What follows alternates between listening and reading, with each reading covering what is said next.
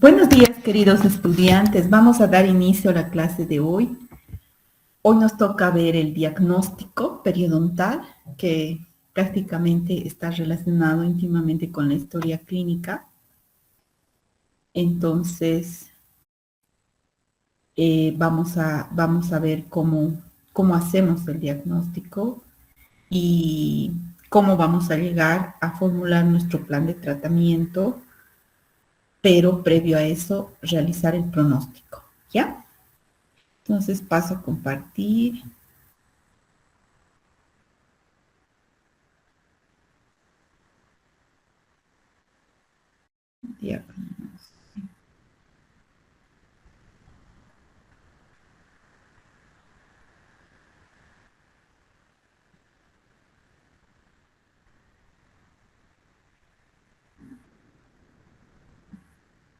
¿Se ve, chicos? Diagnóstico periodontal.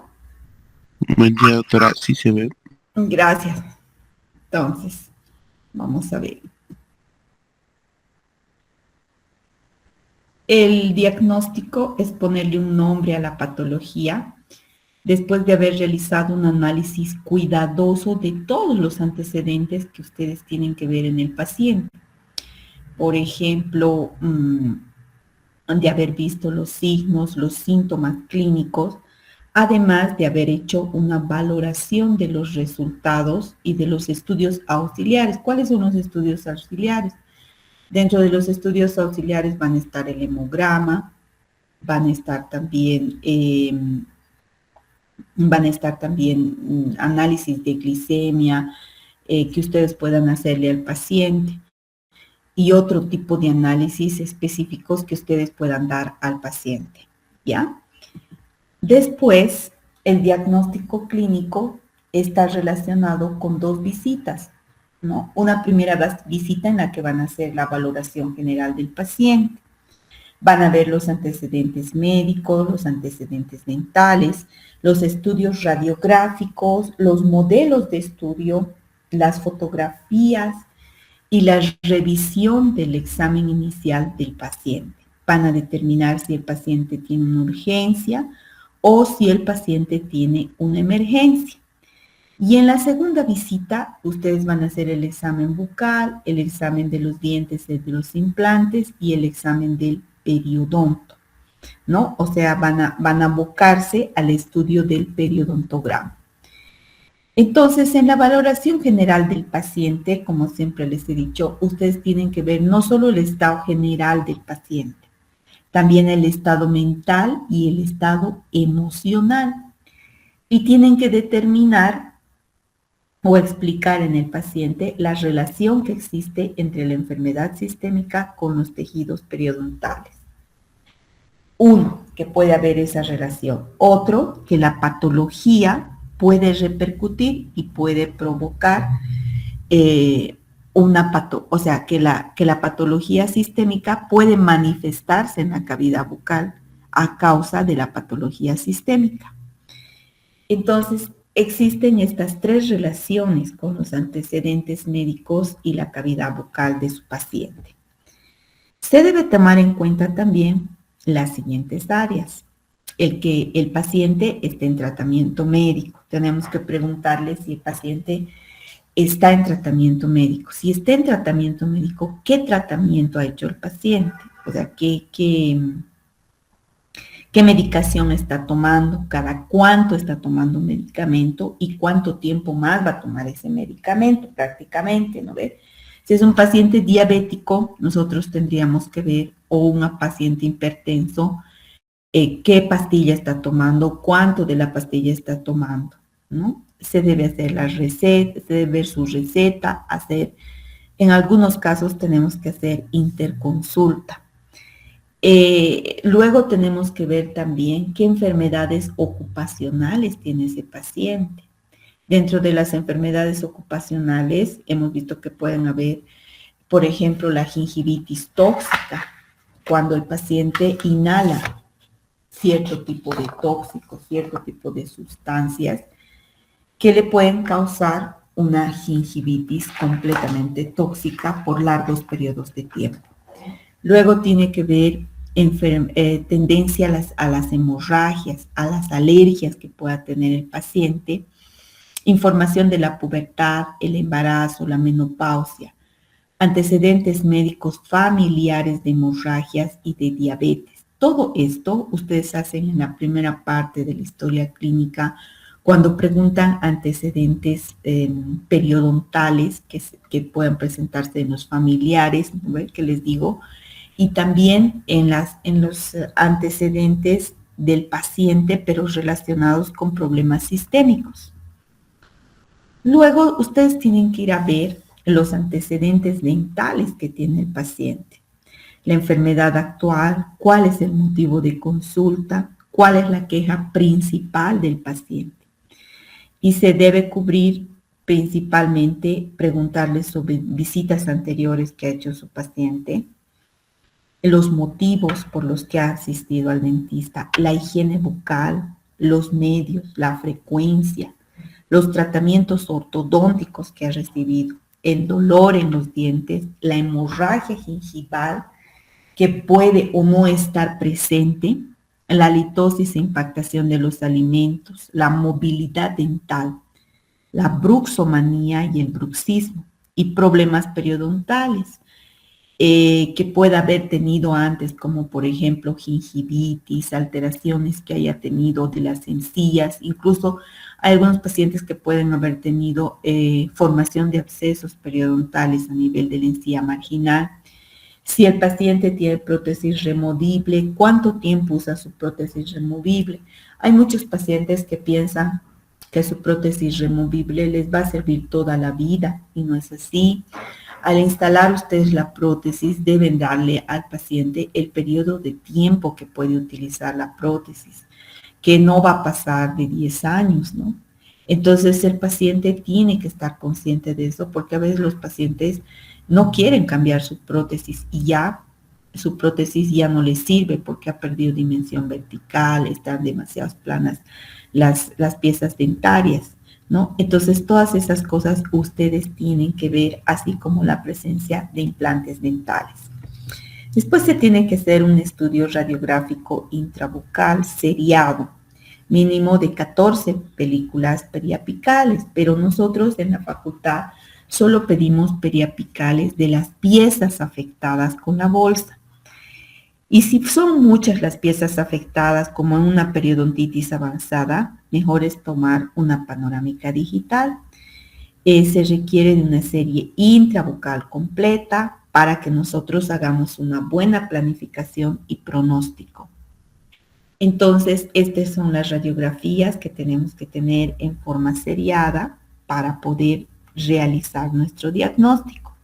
También es necesario hacer los modelos para ver la posición del margen, la inclinación de los dientes, las charlas con el paciente, la comparación del antes y del después, las fotografías clínicas que nos van a llevar al registro y evaluación de recepciones, puede ser de recepciones o frenillos que puedan existir, ¿no? Entonces nosotros tenemos, muchas veces el frenillo está comprometido con la bolsa periodontal, entonces nosotros tenemos que hacer un desprendimiento de ese frenillo para devolverle al paciente la libertad, podemos decir así, de su encía marginal. Luego, la revisión del examen inicial. Si el paciente ha venido por una emergencia, tendríamos que atender inmediatamente a ese paciente. Pero si ha venido el paciente por una urgencia, podemos esperar a la otra sesión o hacerle una planificación. Por ejemplo, si ha venido con dolor, nosotros limpiamos la cavidad y una vez que limpiamos la cavidad, dejamos medicación y esperamos para hacer el tratamiento, ¿verdad? Pero si el paciente ha venido con un absceso, nosotros tenemos que drenar el absceso en el instante. En el examen bucal que ya vamos a realizar en la segunda visita, tenemos que ver principalmente la higiene bucal de nuestro paciente. Ver si el paciente tiene halitosis y si la halitosis está haciendo porque está con necrosis de tejido, está con abscesos, está con otros problemas. Ver también el examen de la cavidad bucal, los labios, el piso de boca, la lengua, el paladar, la región orofaringea, La saliva, la cantidad de saliva y la calidad de saliva. Muchos pacientes tienen la saliva bastante pegajosa por haber consumido cualquier tipo de carbohidrato, digamos, o porque su cuerpo tiene demasiados electrolitos o tal vez no tiene electrolitos. Entonces, eso, la cantidad y la calidad de saliva puede ser una forma de detectar alguna patología que está haciendo el paciente. Luego hacemos el examen de los ganglios linfáticos referentes a la cabeza y cuello de nuestro paciente. Tenemos que ver también el desgaste de las piezas dentarias, cómo se está desgastando las piezas dentarias. Hay pérdida de sustancia, se ha producido desgastes de erosión, de abrasión, cómo ha desgastado las piezas dentarias el paciente. Lo ha hecho a través de esto, se ha producido este desgaste. Por el desgaste mecánico siempre va a ser por la oclusión del paciente, ¿no? Va a haber un desgaste de la pieza dental. El desgaste físico puede ser por la presencia de la técnica de cepillado, donde se esté produciendo también el desgaste de las piezas dentarias. Entonces, en la tricción, generalmente vamos a tener este tipo de pacientes. En el desgaste producido por la fracción, vamos a tener que la pieza dentaria no está rehabilitada en forma eficiente. Entonces, al realizar el paciente la masticación, generalmente puede haber una deflexión de la pieza dentaria y la producción de microfracturas mecánicas. Entonces, va a haber una pérdida de sustancia dentaria en el área cervical. Luego vamos a tener la movilidad dental, que siempre va a ser mayor al despertar en los dientes unirradiculares. La dirección de esa movilidad dentaria se va a dar en 12 etapas. Si se acuerdan del año pasado, de tercero, habíamos dicho que pueden haber dos teorías, la teoría de la elasticidad y la teoría de la viscoelasticidad.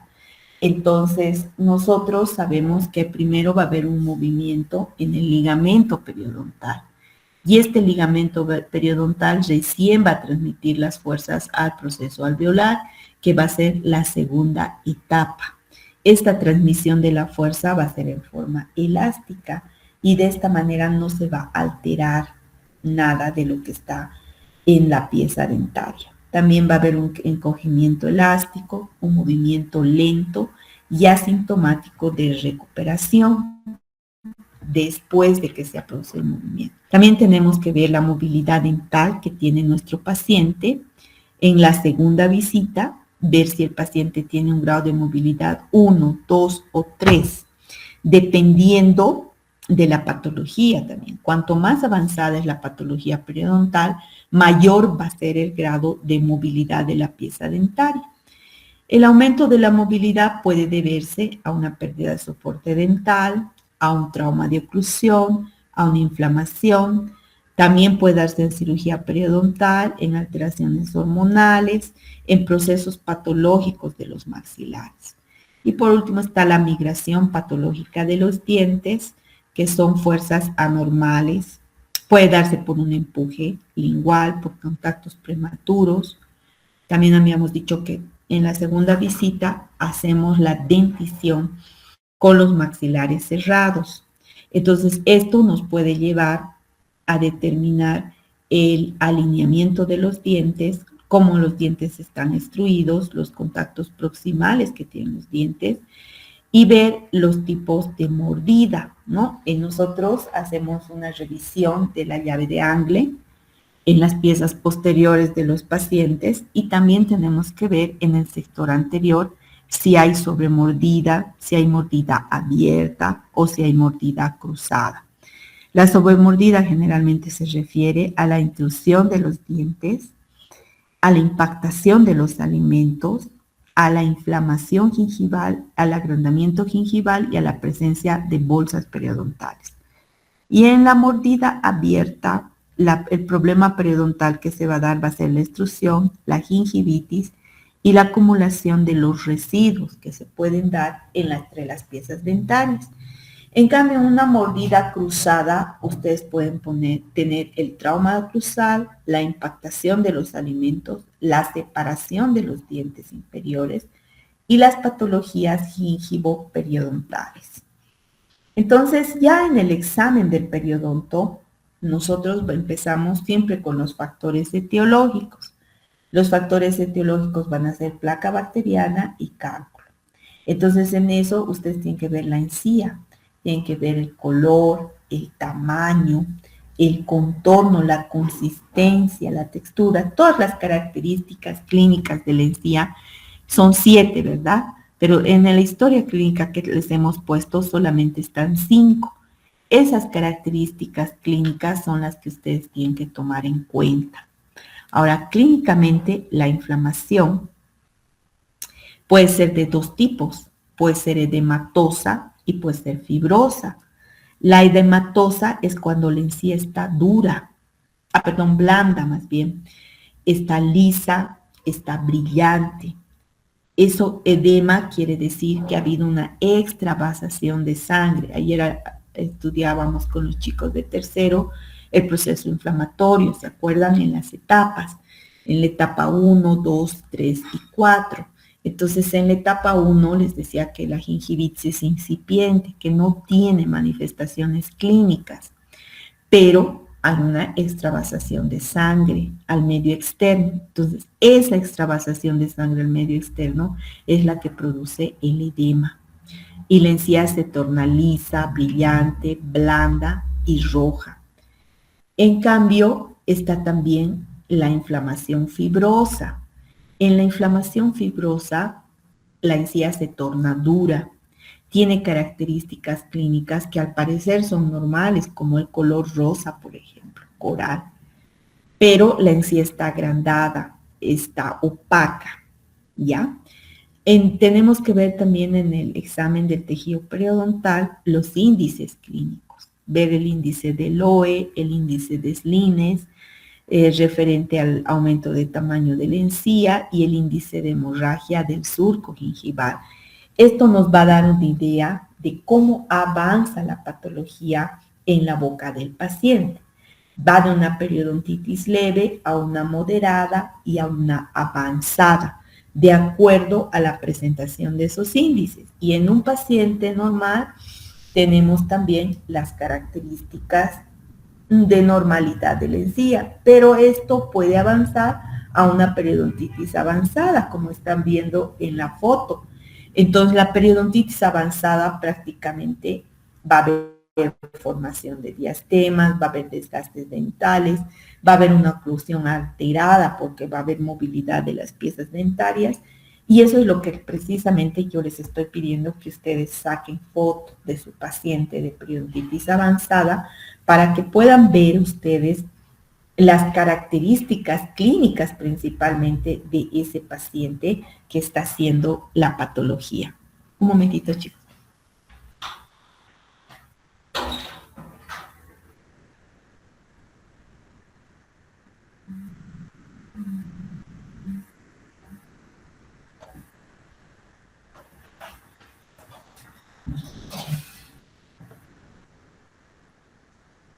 Bien, entonces en eso también vamos a ver la profundidad patológica del surco gingival y tenemos que detectar la presencia de la bolsa periodontal.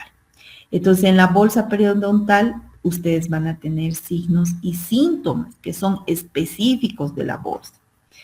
¿Cómo vamos a detectar la presencia de la bolsa? Si se acuerdan, del año pasado también hemos determinado que las bolsas, cuando entran dentro del surco gingival, la sonda periodontal, hay una profundidad de bolsa de 3 milímetros. Ya consideramos nosotros que es una bolsa verdadera. Y cuando el sondaje solo queda sobre la superficie del diente, puede entrar 3, 4 milímetros, es un agrandamiento gingival. Un momentito, chicos.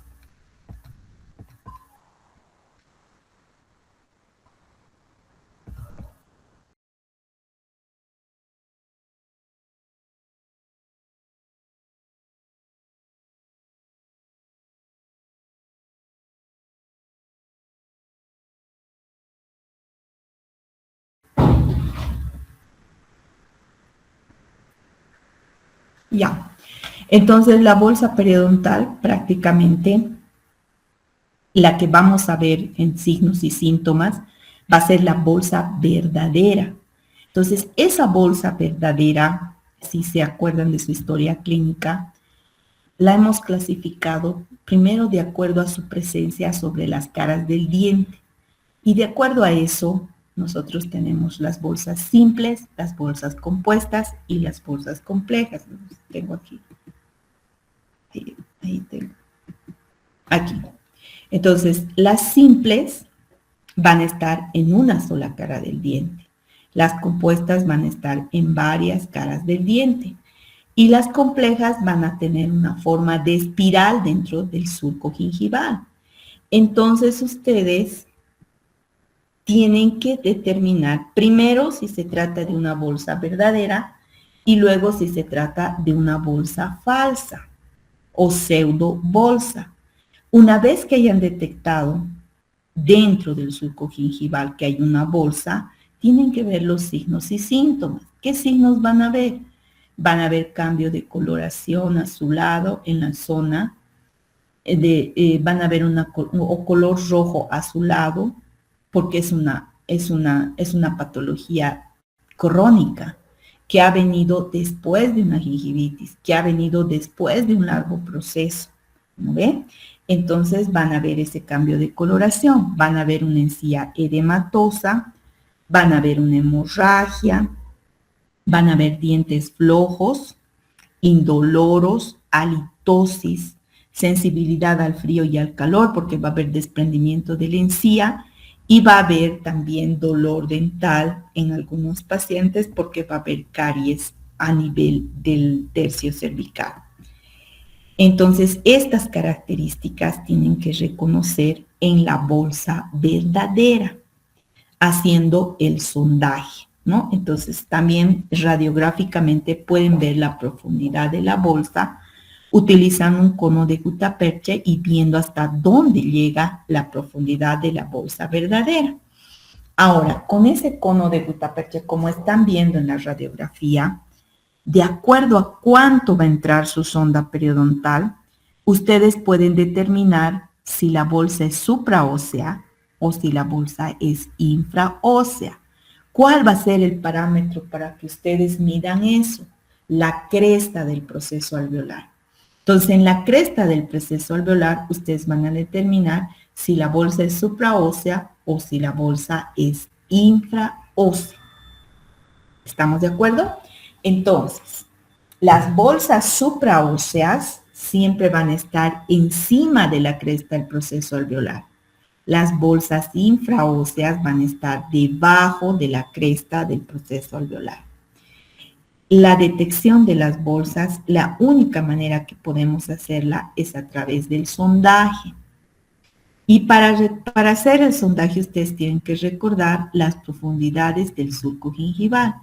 Normal es de 0, histológica de 1.2 a 1.5, fisiológica de 1.5 a 1.8 y clínica o de sondaje es de 2 a 3 milímetros. Entonces, cuando llegamos a los 3 milímetros o sobrepasamos los 3 milímetros, como les está pasando ahorita a ustedes, con pacientes que son con periodontitis moderada, entonces avanzada, entonces la profundidad de sonda ya va a ser de 4 milímetros o más. Entonces ya estamos con una bolsa verdadera, un saco que se ha producido dentro del surco gingival. Entonces nosotros utilizamos la técnica de sondaje. En la técnica de sondaje ustedes tienen que entrar 3 puntos en las caras libres, 2 en las caras proximales y llevar al documento. Entonces, nosotros vamos a determinar luego con ese periodontograma cuánto, o sea, qué piezas dentarias y en qué caras de las piezas dentarias vamos a hacer el curetaje o vamos a hacer el tratamiento para eliminar la bolsa periodontal. ¿Ok? Vamos a ver también la cantidad de encía insertada que tenemos. porque cuando hay una formación de bolsa, la encía insertada se desprende. Entonces hay una pérdida de inserción de la encía. Y esa pérdida de inserción de la encía agrava nuestro problema porque se forma en esa zona, como es tejido conectivo, se forma tejido de granulación. Y ese tejido de granulación es el que tenemos que retirar nosotros con el curetaje. Entonces, en el ancho de la encía insertada, sabemos que es la distancia entre la unión mucogingival y la proyección sobre la superficie externa del fondo del surco o la bolsa periodontal. Entonces, esa franja que están viendo ustedes es la encía adherida. Pero cuando hay formación de bolsa, esa encía adherida se desprende. Por eso es que les permite a ustedes entrar con la sonda periodontal mucho más allá de los límites que están previstos, ¿no? Entonces ustedes tienen que hacer una medición de la encía insertada con la sonda periodontal también. Y si esa encía insertada ha desaparecido, puede haber una recesión gingival. Entonces, si hay una recesión gingival, ustedes tienen que medir la sonda por fuera o con la sonda por fuera la bolsa. El surco gingival se supone que tiene que ir desde la unión amelocementaria a la profundidad. Entonces ustedes sobreponen la sonda periodontal como están viendo en la foto y miden hasta la profundidad de sonda. Primero introducen, ven hasta dónde entra su sonda, entra digamos 4 o diré 2 rayitas. Entonces ustedes sobreponen y van hasta el límite amelocementario y esa va a ser su profundidad de bolsa que van a medir en su paciente y van a poner en su documento. También tenemos que presionar la encía de esta manera y ver la supuración de la encía, porque la bolsa, si se acuerdan, tiene un contenido, ¿no? La bolsa periodontal tiene un contenido que hemos avanzado el año pasado. Entonces, ese contenido de la bolsa periodontal es lo que ustedes tienen que vaciar de la bolsa, haciendo el curetaje.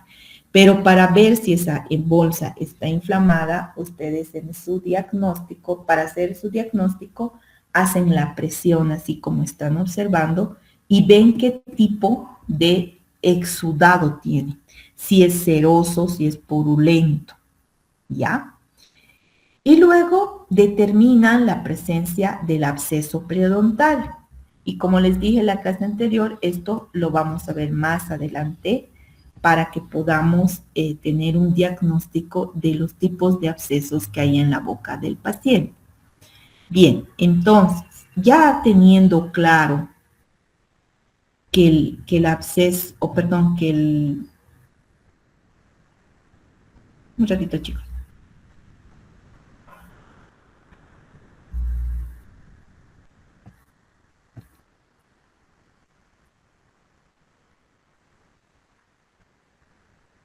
Ya teniendo claro qué es lo que es el diagnóstico periodontal, que es ponerle un nombre a la patología, vamos a ver lo que es el pronóstico periodontal. Pero antes les voy a dar la tarea para esta clase que tienen que entregar hasta el día miércoles.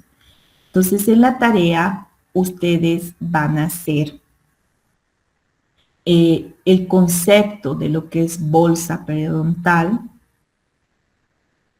los tipos de bolsa periodontal, que son las de las verdaderas, ¿no? Que hemos hablado de simples, compuestas, complejas, supraóseas, infraóseas, y la relación que tiene con la enfermedad periodontal. Cuando el sondaje es, cuando una bolsa es supraósea, está relacionada con una periodontitis leve. Cuando una bolsa es mayor a los 4 milímetros, 5 digamos, ya tenemos una periodontitis moderada. Y cuando la bolsa es mayor a los 6 milímetros, incluso dice el libro a los 5 milímetros, ya tenemos una bolsa infraósea y la patología es avanzada o es una periodontitis crónica avanzada. Entonces, ustedes van a hacer esa relación y van a mostrar las características que tiene la bolsa en los pacientes que tienen periodontitis leve, moderada y avanzada, porque ya pueden hacer ustedes esa relación para emitir un diagnóstico, ¿ves? O sea, a través de ese examen que ustedes han hecho, van a emitir un diagnóstico. Entonces, ahí me ponen fotos de periodontitis leve, moderada y avanzada, y con su estudio radiográfico, porque muchos, por ejemplo, me preguntaban, ¿no? Ay, chicos, yo estoy súper rayada porque el año pasado, el primer módulo que he pasado con los chicos, hemos tenido un cupo de trabajos normal, ¿no? Los chicos han cumplido sus trabajos normal, igual que ustedes. En cambio, en el segundo módulo, los estudiantes no han hecho el cupo completo, han hecho el cupo reducido, a excepción de unos cuantos. Entonces, ahí ha venido el perjuicio, porque esos chicos no han hecho enfermedad periodontal, no han hecho curetaje, muchos de ellos.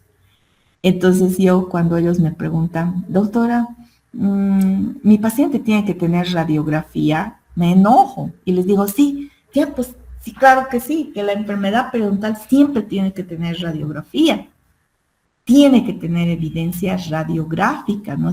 Ahorita cuando hemos hablado de diagnóstico, he dicho que tienen que tener evidencia radiográfica, pero estos muchachos no han tenido pues la experiencia de realizar una enfermedad periodontal.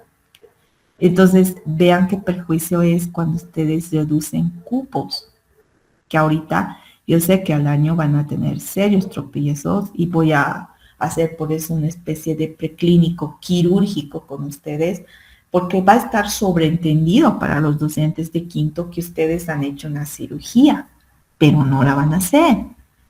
Entonces, por eso ahora tenemos que tener bastante cuidado con las evidencias de sus pacientes. Por eso les estoy haciendo sacar foto, les estoy haciendo sacar modelo en su periodontitis avanzada, porque al año les van a exigir esas cosas y ustedes van a estar perdidos si no hemos hecho la cirugía periodontal en la que hacíamos todos estos pasos, ¿ya? Entonces, la enfermedad periodontal, chicos, como han visto ahorita que he hablado del diagnóstico, siempre tiene que tener auxiliar radiográfico. Por eso en su tarea ahora van a poner ustedes de una periodontitis leve la radiografía. Y ahí van a ver cuánto de hueso tiene que perderse en una periodontitis leve. La pérdida ósea es vertical, solamente la punta de la cresta. Por eso solo van a entrar 3 milímetros, porque van a estar sobre la cresta. Y en muchos pacientes en la leve no hay pérdida, solo hay formación de la bolsa. En cambio, en una periodontitis moderada, la que ustedes están trabajando ahorita, la profundidad de la bolsa va a ser de 4 milímetros o más. Entonces, ustedes ya van a estar por debajo de la cresta del proceso alveolar y su pérdida ósea ya va a ser de ustedes una pérdida ósea avanzada. No avanzada, sino horizontal y vertical. O en muchos casos solo horizontal. Entonces, vean ustedes qué importante es tener la radiografía y hacer el análisis de la radiografía para dar el diagnóstico o determinar el diagnóstico. Y luego, en la avanzada, han podido ver varios, han hecho sacar algunos panorámica, algunos han sacado periapicales y han visto que la pérdida ósea es mixta. Es vertical y es horizontal y está en varias piezas dentarias, no solo en una pieza dentaria, porque la enfermedad es avanzada. Incluso ya van a tener pérdida ósea en molares. Entonces, por eso es necesario relacionar esto con la parte clínica. Y la tarea que van a hacer para la próxima semana es esa. La relación que vamos a hacer de la bolsa periodontal con las enfermedades periodontales que ustedes están trabajando. Bien, entonces siempre en periodoncia, después de hacer un diagnóstico, tenemos que hacer la determinación del pronóstico periodontal. Entonces, el primer paso es el diagnóstico. El segundo paso es el pronóstico periodontal. ¿Se acuerdan? Les decía el año pasado lo mismo, cuando tenían que llenar, pero también paso a pasito. Como eran de tercero, solamente les expliqué por la tapa, como se dice, y les hice hacer la valoración de acuerdo a la edad, a la patología sistémica de su paciente, a la higiene oral y a la predisposición de su paciente, ¿verdad? ¿Se acuerdan? Claro que se acuerdan porque están trabajando con la historia clínica todos los días en eso. Entonces, en base a eso, ahora vamos a profundizar lo que es el pronóstico. El pronóstico, chicos, es la determinación del curso del desarrollo y del desenlace de una patología. Me acordaba que tenía escrito, quizás más adelante, a ver. No, directo entrado a eso. Entonces, ¿qué es el pronóstico? Es la determinación del curso, del desarrollo y del desenlace de la patología. Es como si ustedes se sentaran después de haber emitido el diagnóstico de su paciente con su bola de cristal. ¿Cuál es la bola de cristal que ustedes tienen? El hecho de sus conocimientos científicos. El conocimiento que tienen ustedes de lo que es la bolsa, de lo que es la gingivitis, de lo que es la placa bacteriana, de lo que es el cálculo. Todo eso es su bola de cristal de ustedes. Entonces, en esa bola ustedes van a determinar, ya le han emitido el diagnóstico, ya han dicho, este paciente tiene periodontitis. Entonces van a ver cómo es su periodontitis. Hay profundidad de 3, hay profundidad de 4, hay profundidad de 6 milímetros en el surco. Entonces, leve, moderada, avanzada. Entonces, ahora tienen que ver cómo va a salir el paciente de ese problema, cuánto tiempo prácticamente va a durar la formación de la bolsa periodontal, la pérdida de hueso, la movilidad de la pieza dentaria. ¿Cómo van a reparar ustedes eso? ¿Y en qué tiempo va a sanar, va a cicatrizar el paciente? Entonces es la determinación, por eso el pronóstico, del curso, cuánto dura, del desarrollo, cómo. Si el paciente se hace el curetaje, va a sanar en 2 semanas. Si el paciente no se hace el curetaje o se hace el curetaje y no se cepilla los dientes, va a sanar en 3 semanas. Si el paciente no cambia sus hábitos higiénicos, no va a sanar. Solo va a cicatrizar un tiempo y va a volver a abrirse la bolsa, como les ha pasado en la clínica con sus pacientes a muchos de ustedes que están trabajando, ¿no? Vienen, doctorita, otra vez está abierta la bolsa, ¿qué hago? Ya le he cureteado 3 veces, ya le he cureteado 4 veces. Sigue, el paciente ya no quiere venir, entonces yo les he dicho, háganle firmar al paciente que no quiere venir, porque después los pacientes, por más que sean sus familiares, chicos, yo ya he tenido experiencia, van a jefatura de clínica, se quejan y dicen, no me ha terminado el tratamiento y me ha pasado esto, digamos, un absceso. ¿Ya? Entonces, por favor, chicos, ustedes hagan las cosas conscientes. Y para hacer eso, necesitamos el pronóstico. Necesitamos valorar al paciente y ver cómo va a ser el curso, el desarrollo y el desenlace de la patología en la boca del paciente. Entonces, de acuerdo a eso, tenemos que memorizar 4 definiciones. Primero, el pronóstico, como les he dicho, es la predicción del curso, duración y desenlace de la patología. Pero, ¿qué es el riesgo? Es muy parecido al pronóstico, pero el riesgo es claro. Es la probabilidad de que un individuo desarrolle una enfermedad en un periodo de tiempo determinado, ¿no? Digamos, ustedes, ahorita que están jóvenes, sabemos que no tienen posibilidades de tener patologías o enfermedades. Pero cuando ustedes están en una situación de estrés por algún problema familiar, por exámenes y demás, las defensas de ustedes bajan y en ese tiempo ustedes pueden tener resfríos, pueden tener infecciones, pueden exacerbarse sus problemas de gastritis, o sea, de otros problemitas que tengan en ese lapso de tiempo. Entonces están en riesgo ustedes por una baja de defensas. Eso lo sabemos todos, ¿no ve? Ahora, también hay factores de riesgo. ¿Cuáles son los factores de riesgo? Las características que un individuo pone a la persona en mayor riesgo de desarrollar enfermedad.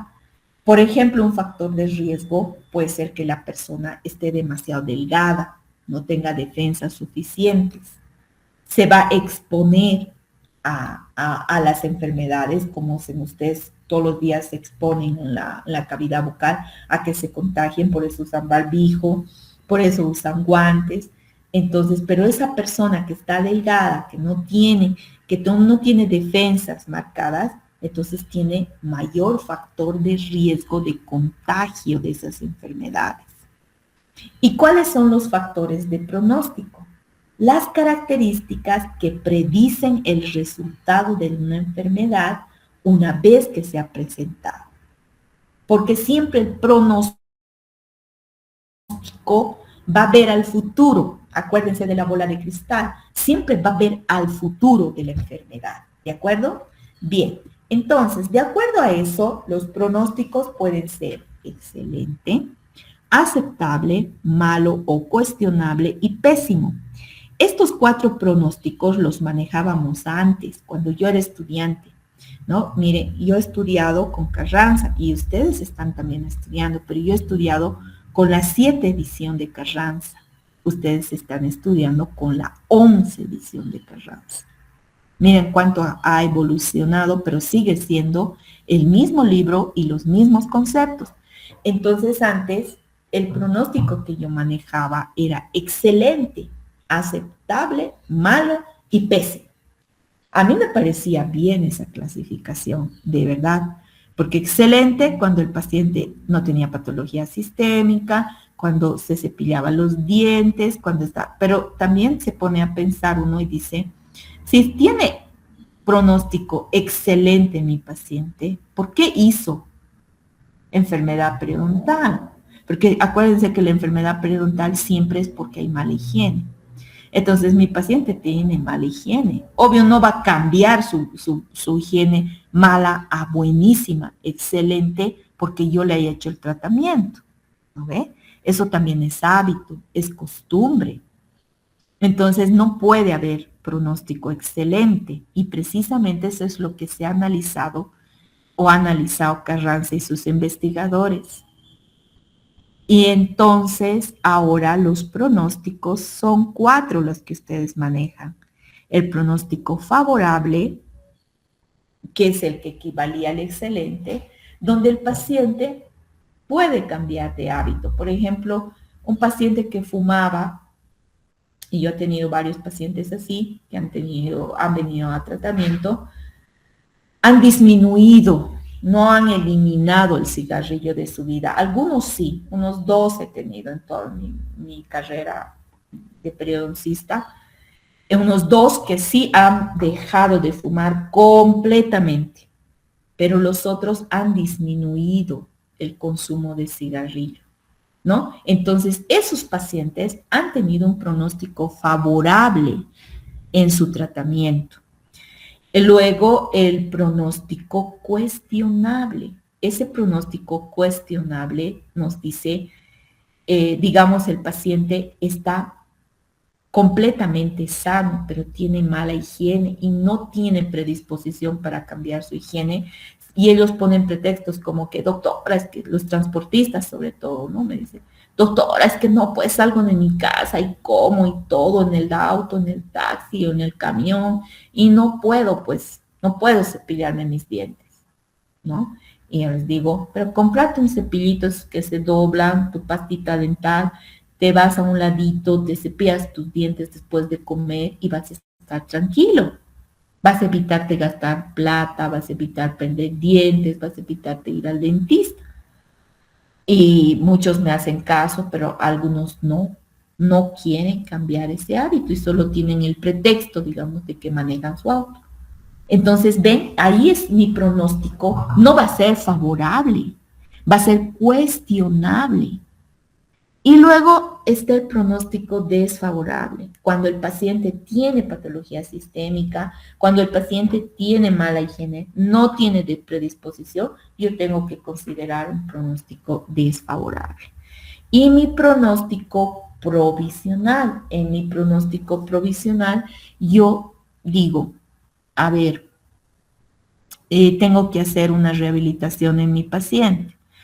Entonces, las piezas dentarias anteriores tienen que salir, pero mi paciente está reacio a sacarse las piezas dentarias. Entonces, dejo con un pronóstico provisional hasta que yo termine tratamiento, limpie toda la cavidad bucal de mi paciente y por último le diga a mi paciente, bueno, ya está estable tu encía, pero necesitamos sacar estos dientes porque ya no tienen soporte óseo y a la larga van a ser un foco infeccioso en tu boca. Entonces, le dejamos con un pronóstico provisional a ese paciente. Pero generalmente, como hemos visto en la clínica con algunos de sus pacientes, para hacer el pronóstico provisional, nosotros tenemos que entrar en conversación con el paciente y hacerle entender al paciente que esas piezas dentarias ya no tienen soporte óseo y van a perderse a la larga. Mejor temprano que tarde. Quiere decir eso, mejor que ustedes saquen esas piezas antes de que el paciente pierda más hueso y quede un hueco de hueso ahí que no pueda ser regenerado, que le cause problemas a futuro al paciente. Entonces, de esa manera, ustedes tienen que razonar con su paciente y hacerle firmar el consentimiento informado, hacerle firmar en la libreta que el paciente está manteniendo esas piezas dentarias, pese a que se le ha informado que esas piezas dentarias ya no pueden estar en boca. ¿Ok? Entonces, con eso, nosotros tenemos un pronóstico provisional, pero ya sabe el paciente que va a perder esas piezas dentarias. Entonces, para hacer este análisis y llegar a esta conclusión de que es favorable, cuestionable, favorable, provisional, nosotros tenemos que tener en cuenta que se hace un pronóstico general y un pronóstico individual. ¿A qué se refiere el pronóstico general? Se refiere a datos como la edad del paciente, la gravedad de la enfermedad que tiene, los factores sistémicos y los factores predisponentes. Entre esos está principalmente el tabaquismo. Entre las enfermedades sistémicas está la diabetes, ya les he dicho, como dos factores etiológicos predisponentes para la enfermedad periodontal. Luego tenemos en el pronóstico individual que ver de ese diente los factores locales, los factores protésicos y las restauraciones que tiene el diente. También tenemos que tomar en cuenta la edad del paciente. Menor edad, mayor cicatrización, pero mayor pérdida dental. Porque ya les he dicho, la patología periodontal no se erradica de la boca del paciente. Depende de varios factores. Depende principalmente de la higiene de su paciente. Y si su paciente no tiene hábito de higiene, no tiene técnica de cepillado o hace lo que quiere con el cepillado, se cepilla cuando quiera, con los movimientos que quiera, no retira la placa bacteriana como debe, entonces la enfermedad periodontal va a volver a aparecer con un lapso de tiempo que puede ser entre 5 y 10 años. Y eso va a producir pérdida de hueso en el paciente. Este paciente que ha tenido enfermedad a sus 20 años o a sus 25, no va a llegar a sus 50 con piezas dentarias. Vamos a tener que sacar esas piezas dentarias. Luego, si la enfermedad periodontal más bien se ha dado a mayor edad, va a haber menor pérdida dental y menor también proceso de cicatrización. Entonces, eso ustedes tienen que poner en una balanza para hacer su pronóstico. No es decirle nomás al paciente, ay, tienes menor edad, vas a salir rápido de este problema y listo. Pero no. Sabemos que esa enfermedad va a volver a reaparecer, va a volver a reaparecer, si es que el paciente no cambia de hábitos higiénicos principalmente. Entonces, el pronóstico individual, en cambio, toma en cuenta solo de la pieza dentaria la profundidad de bolsa, el nivel de inserción que tiene, si ha habido o no ha habido recesión gingival, la pérdida ósea, el defecto óseo, si es horizontal, si es angular. Eso se determina no solo con el examen clínico, sino también con el examen radiográfico de nuestro paciente. Tenemos que ver cuánto de hueso le queda, cuál es la calidad del hueso. Tenemos que ver también la movilidad de la pieza dentaria. Si el paciente tiene menor cantidad de hueso, como están observando en la gráfica, pues toda la parte que no tiene soporte óseo prácticamente va a transmitir al hueso las fuerzas en forma que recibe como un impacto. Y entonces el hueso se va a ir perdiendo en esas piezas, ¿no? Luego tenemos que ver los factores clínicos generales, como el control de placa, el cumplimiento y la cooperación del paciente, lo que les hago analizar para poner el pronóstico. Entre los factores sistémicos y ambientales que vienen a ser el pronóstico general, tenemos que tomar en cuenta el tabaquismo, enfermedades o trastornos sistémicos del paciente, factores genéticos, el estrés y la edad del paciente. Tenemos que tomar en cuenta también factores locales como placa bacteriana, cálculo que tenga el paciente en esa pieza dentaria o en ese grupo de piezas dentarias. También tenemos que tomar en cuenta la movilidad dental. ¿Cómo es la movilidad dental de nuestro paciente? ¿Es leve o no leve? ¿Esto es grado 1, grado 2, grado 3 o es grado 4? En un grado 4 ya tenemos que sacar esa pieza dentaria. Tenemos que tomar en cuenta los factores protésicos y de restauración. La caries. ¿No ve? Si tiene caries dental, qué tipo de caries dental es, ha llegado a la pulpa dental. Por eso dice caries, dientes desvitalizados, reabsorción radiculares. Todas esas cosas tienen que ser tomadas en cuenta para emitir nuestro pronóstico individual. Entonces, de acuerdo a eso, ustedes van a hacer la clasificación, van a tomar en cuenta esos factores, los factores locales y los factores sistémicos. Pero no solo los factores sistémicos propios de una enfermedad que tenga el paciente, como diabetes, hipertensión, sino también los factores ambientales, lo que le rodea al paciente.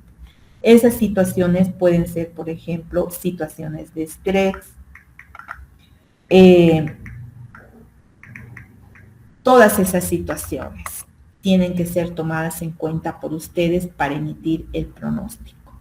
Muy bien, entonces ya les he dejado la tarea, hemos avanzado diagnóstico y determinación de pronóstico. La próxima clase vamos a hacer el plan de tratamiento del paciente